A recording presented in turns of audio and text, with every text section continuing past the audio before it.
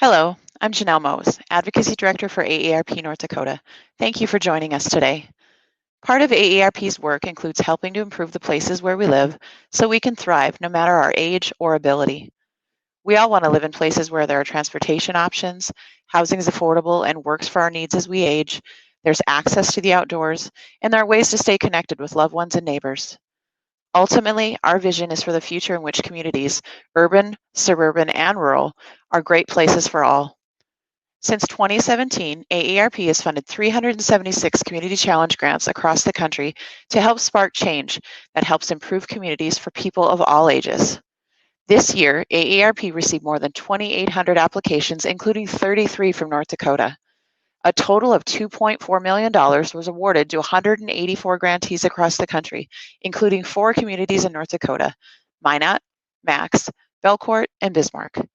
Today, I'm pleased to be joined by one of North Dakota's 2020 grantees to share more about their project. Right. So now I'd like to introduce our special guest, Leah Hargrove. She's with the Bismarck Global Neighbors. Leah, thanks for being here today. Thank you, Janelle. I'm happy to be here. Absolutely. So let's get started by learning more about your particular project. Can you tell us why you applied for a community challenge grant? So one of the things that attracted me to AARP's Community Challenge Grants is that there's a focus on connection to neighbors and to loved ones. And that's really what Global Neighbors is all about. We welcome new Americans, so people who are immigrants or have low English here in central North Dakota, and try to connect them well to the community. And seeing that shared value made it very attractive. And I thought that AARP would probably be supportive of our vision to make a more connected community for everyone who lives here. I do think it's an excellent fit and exactly what we were looking for. So tell us a little bit about your project. What was the intention behind what you applied for? Okay, so Central North Dakota and especially Bismarck Mandan has gone through several fraught, very public issues in the past 3 years, and it's caused a lot of dissension and fragmentation in our community. From my side, working with New Americans, we saw a lot of misunderstandings and hurt feelings over the refugee vote that took place last December. And as I looked at it, I thought, I think a lot of this could be better if people could sit down and talk to each other.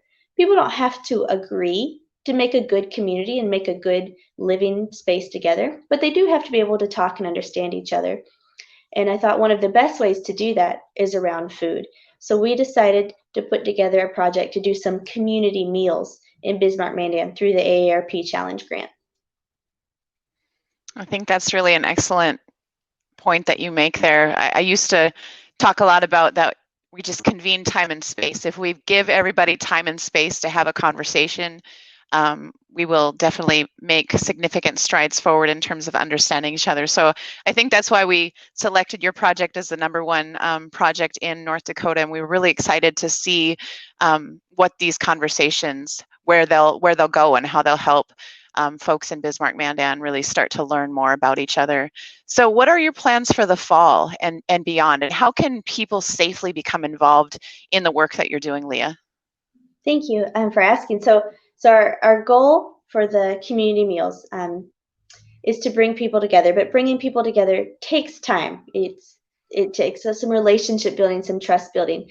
So step one, we want to invite people. We especially want to invite our community leaders, either ones who are elected or in positions of leadership in the community, city commission, county commission, parks board, school boards, things like that.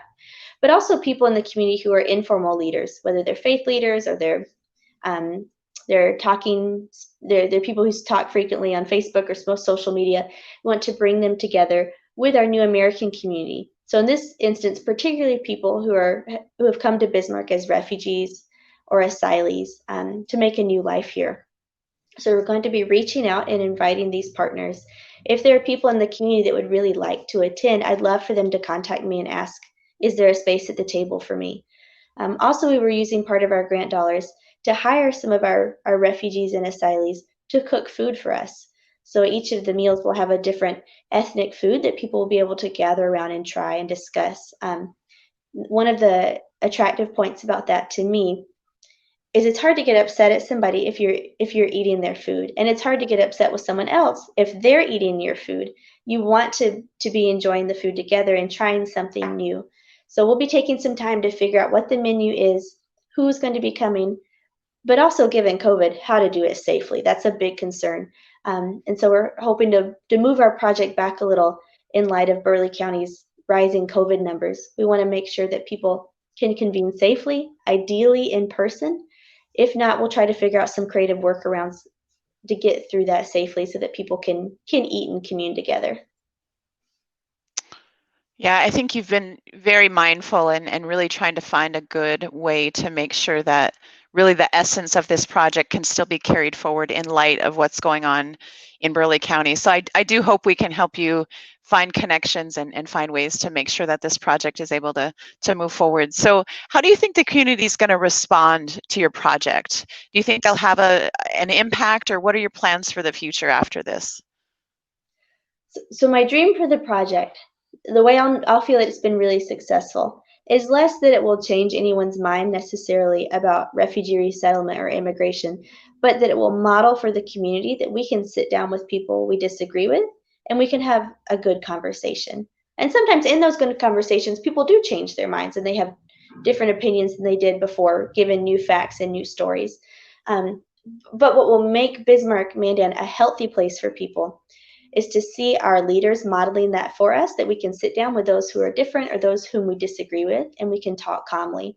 Because this is something that will extend past discussions of refugee resettlement or immigration and onto other discussions that people may have, like safety during COVID or how we run our public schools, what we name our parks, how we decide taxes for the community. As long as those are difficult and heated discussions, people feel stress in their bodies and stress in their communities, and the quality of life goes down. And that's not something I want for the city that I live in or that my children live in. So that's my big dream, is that we're able to show we can be a community that handles discussions calmly and with lots of grace, and hopefully some really good food. Wow, that's really incredible. I think we need more voices and more organizations like yours that are committed to that very thing.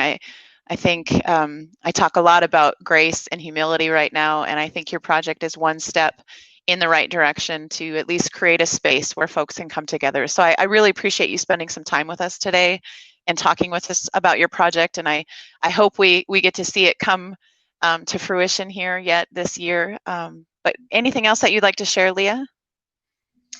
Just if people have questions about the project or would like to be involved, they can visit our website, bismarckglobalneighbors.org. There's a contact box there. Can shoot me an email. Can also email me at bismarckglobalneighbors@gmail.com.